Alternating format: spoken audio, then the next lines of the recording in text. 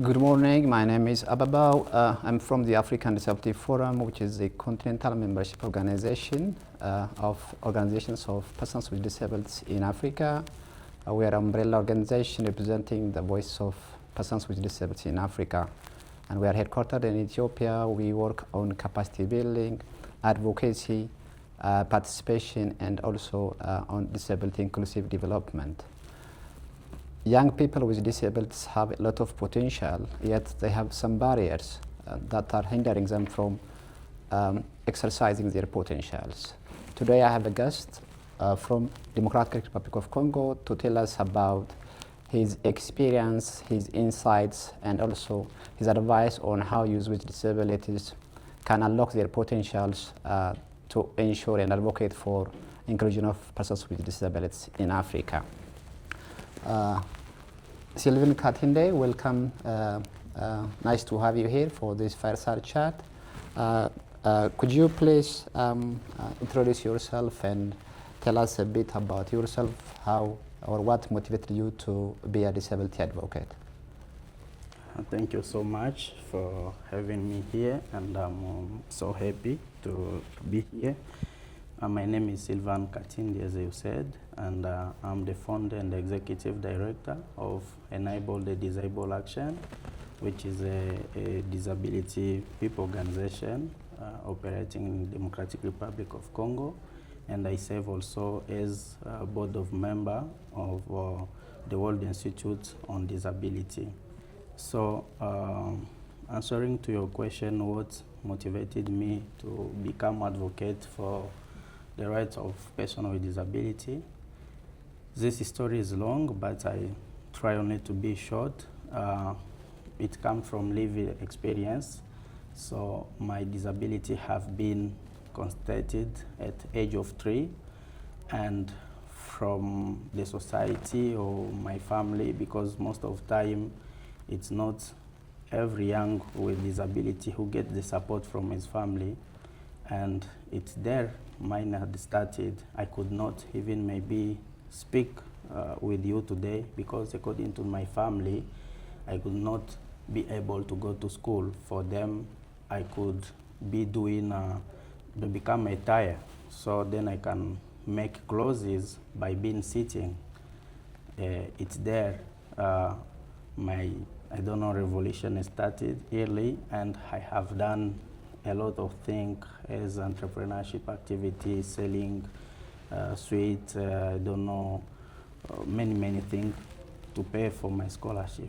And then I have decided to become a model for the actual generation, which they can be seen as a successful to push other one to invest in their children, because in our communities, families are not investing in their children with disability because of missing model, because we're not seeing other children like they who had succeeded. So I have decided to be that model for this actual generation, and there started my involvement. And then I said I could not be able to do this by staying myself. Let me create organization. And I went to university to do the law because I have seen many things like this still happening, but they don't have even someone who can carry on this situation. That is, in short, why I decided to be engaged and to work. Thank you. You said you've created an organization. Tell me a bit more about it, the purpose of establishing that organization and what it's doing. So the organization, it is a disability people organization. It means it's the lead by and for persons with disability. And most of the time, the work we are doing, it's on advocacy. We are trying to see what is going on, and then we do some research, and from those research, we propose what we think as solution or no problem. We do also a lot of accountability to push the government to adopt inclusive program, to adopt laws which recognize the the rights of persons with disability in the country, and also we work with humanitarian actor to tell them how they could make their action inclusive for persons with disability. So this is one of the work we are doing. It means apart from advocacy, we are giving also advices for some organization to meet the standard, the requirement standard for inclusion and accessibility. Thank you. Now, in this Inclusive Africa conference, I have heard from many youth with disabilities that they are, making contributions to bring in changes, especially in the disability movement. So, youth with disabilities, they have unlocked potentials they can do a lot if they get the opportunities. But some of them may not know where to start from. How do they start to unlock their potentials? I think to unlock their potential, to start the work as a movement, as an OPD, they have to start small, because I think about my experience, we have started like 5 persons, and to start small but with a clear vision of what we want to do. And also those people, your peer with whom you are starting, might have the same commitment as a group. That is one of the things which can help. And another thing, it's to be sure what you are doing is coming from lived experience. It means coming from the ground. That help you to be focused on really realities of what we are living. And sadly, it's good to create credibility. And by creating that credibility, it means we are fighting for inclusion, okay? For exclusion, okay? Mm-hmm. It means we have to be open to the partnership. We cannot, again, exclude ourselves working with only ourselves, so we have to be open to work with local authorities, to work with the schools, to work with the students. So that local partnership always open doors, and it creates that credibility, and which can allow the organization to go. And even you are starting informal, you can start informally, and you will become a registered big OPD organization. Mm-hmm. Yeah, thank you. Yeah, you're right. Working in partnership is the key for success. Youth with disabilities, they need to work jointly together with other, organizations who are keen to work with youth with disabilities, and even OPDs, organizations of persons with disabilities. Let me now take you to another point. So what kind of strengths do you think youth with disabilities can bring into the disability movement, to advocate for disability rights, to ensure youth with disabilities are having access to opportunities? What kind of? What kind of strengths, what can they contribute to the disability movement, the youth with disabilities? Okay, I think first, youth with disabilities might be present. It means their presence to bring new voices, new perspectives of seeing things. And I think also that their living experience can reinforce the implementation of some program, and also can help some organization to rethink their program, because the youth are having new ideas, and it's them who knows really what they are living. It means to integrate them can help to do this thing very well. But also youth for now, they have a positive energy which can help also to bring more action on accountability to push the government for respecting those agenda on which they are subscribing, and also to work with local communities to make those voices be heard and understood. Yeah. Tell me about your practical advice from your lived experiences to youth with disabilities, you know, who want to make a change, who want to be disability advocates and fight for, you know, ensuring inclusion. What kind of practical advice can you give to youth with disabilities and other stakeholders working on disability? Yeah, as I said at the beginning, they have to be really smart. They don't want to look to start big at the beginning, and to have a clear vision, objectives, outcome, what they want to have. Also, they need to innovate and to use more storytelling, because the storytelling is really a very good tool for advocacy.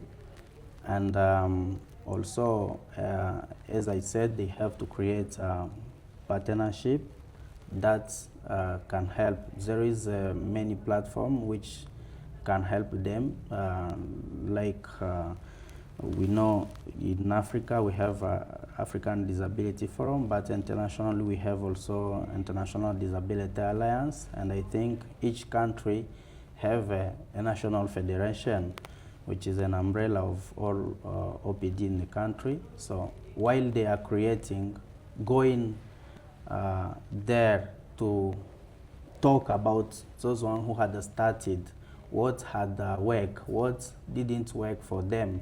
So then learning from their experience can avoid to the youth to pass the same path or to duplicate the same mistake which the older generation have done, because they didn't get the opportunity to get an advice, or maybe they started when they could not get any reference of any advocate who had worked on this thematic.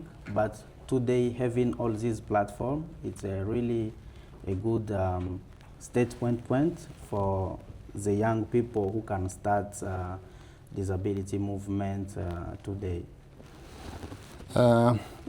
I think coming to a union to have a joint voice of youth with disabilities, as you said, it's good to, you know, come together.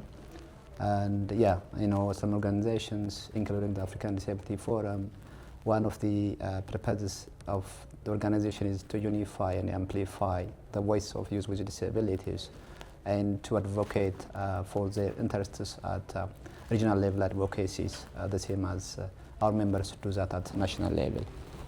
So you talked about the mistakes that have been done before with regard to ensuring access to youth with disabilities. I was wondering if you can give one or two examples of mistakes happened before and that should not be repeated. So I think one of those mistakes, and the biggest one, it is to think that you can do anything alone. Because I have seen many organizations want to operate without being in a network, without collaborating, and this have been lost in more resources, because once we are in a network, we can coordinate our efforts. Someone can bring, I don't know, water, another one can bring a pen, another one can see, okay, those young people don't have device, this one brings this. But once each one working in the place, all of us, we can bring the same response, and that will be not very good, because the people with whom we are working may not need that, may need anything he'll see, and that's another thing he'll see may be the specialization of another one, because as you know, persons with disability are not unique. They are really diversified group, and each group has its special needs, and one OPD cannot be able to cover everything. So working together, I think that is what the youth can take as a force, and this I have seen had missed in the past. We have been seen many, even in a national level. You see, we have more than one federation, and you don't know when the government can call. They want to speak with one person, representative of person with disability. It becomes difficult, and as you know, politicians are trying to give opportunity, and once they know the situation like this, they let you. That's why you will see many times local representation had become as a result of this kind of mistake. Thank you. Thank you. Yeah, as you rightly said, working together in partnership is a key to ensure disability inclusion, also together with youth with disabilities. Let me now take you to another point. Tell me about the Enable Disabled Action, the initiative you have been doing. What impact are you seeing as a result of this initiative?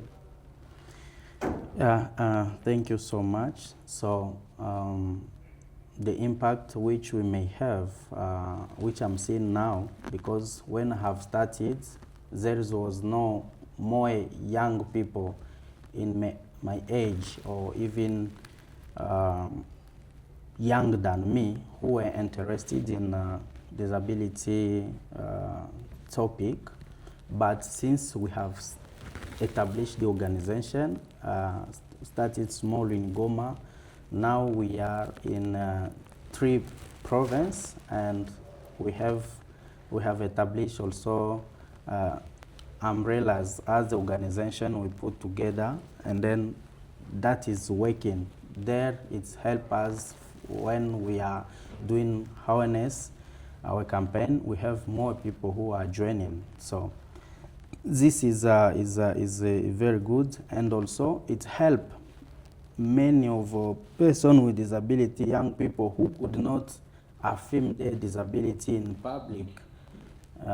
They have started now to speak about their disability, and they want again to stay in the place like it was before, because as I said, the community is seeing disability as incapability, but with the work which we are doing, with what we are implementing, they are seeing that, okay, it means it's not disability ability. So that is one of things. The second one, the work which we have doing in the advocacy had helped us, because the DRC had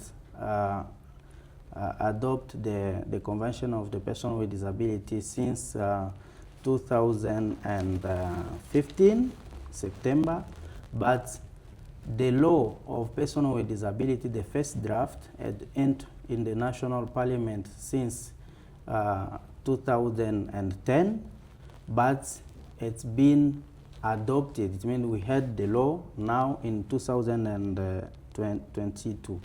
So do you see 12 years by waiting? But when we started a new movement with the young people, and then we joined with international partner, some organization working on disability inclusion and development, supported, and then we got the law.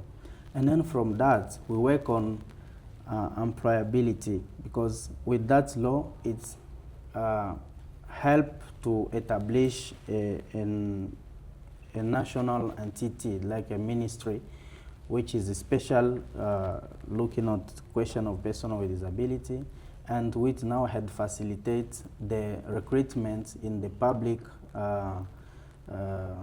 administration of more than 200 persons with disabilities. So these are some outcomes which are not only for my organization, but are the effort of the network of other organization of persons with disability. Many of our program, we have some program, and the most one which also are impacting people, which I can see. It's one program we have in clean cooking, and it is an initiative which is supported by UNDP.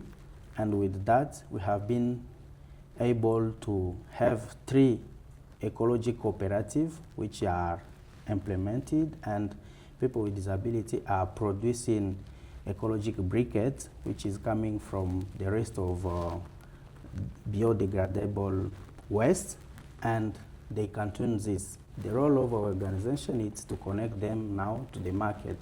This really, I'm seeing a good change, because from what they sell, they can buy another thing, they can pay scholar fees for their children, and this is one of our successful programs. Thank you for sharing those great results.